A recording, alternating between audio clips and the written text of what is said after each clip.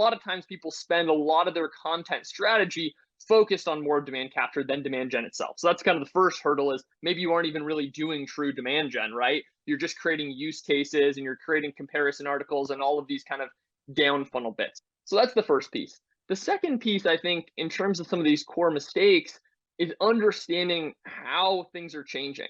So in the olden days, there was a lot of these old school ways that people approach demand gen, right? The most simple example is you just create a bunch of blogs, right? You create a bunch of blogs, you talk about like this old idea of inbound marketing, right? Inbound marketing you can think of as a really close parallel to what demand gen is, right? And HubSpot, kind of one of the heralds of this, they started with that. They pioneered that as we're going to create demand gen through having all these good blog articles.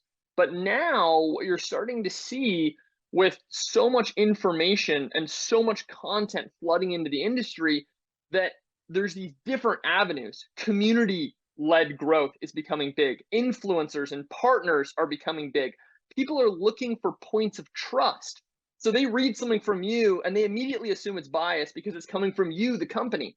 So there's this new equation which says, how do you get your customers talking? How do you have partners talking? How do you have influencers talking? And all of that becomes wrapped up in where demand gen is moving.